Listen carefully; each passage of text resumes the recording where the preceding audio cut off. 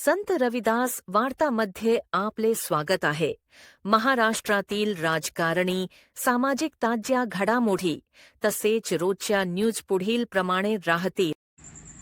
जालना येथे Bahujan Samaj party booth Bhimnagar शाखा बोर्डाचे उद्घाटन.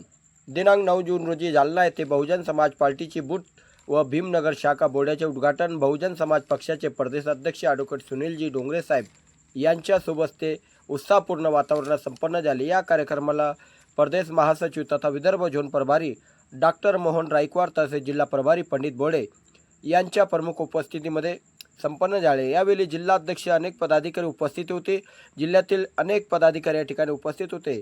जिल्हाध्यक्ष सुधाकर बडगे, जालना महानगर अध्यक्ष भारत खंडारे, जिल्हा उपाध्यक्ष प्रकाश बोडले, रमेश उबाळे, जिल्हा सचिव दिलीप हिवाळे, लोकसभा प्रभारी प्रमोद खरात, विधानसभा अध्यक्ष संजय खरात, राम जोहरे, जिल्हा प्रभारी रणजित हिवाळे, शाखा अध्यक्ष विकास जाधव आदी पदाधिकारी उपस्थित होते.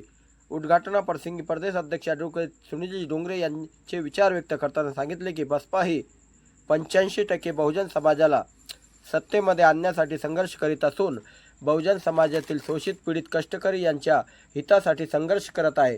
या देशाची शासनकर्ती जमात बनणे हीच बहुजन समाज पक्षाचे मुख्य ब्रीदवाक्य असून या देशामध्ये बहुजन समाजाला न्याय मिळवून देण्यासाठी, बहुजन समाजाला सत्तेमध्ये आणण्यासाठी सर्व बहुजन समाजातील युवक वर्गाने पुढे यावे असे आवाहन देखील बसपा प्रदेश अध्यक्ष सुनीलजी डोंगरे साहेब यांनी सांगितले.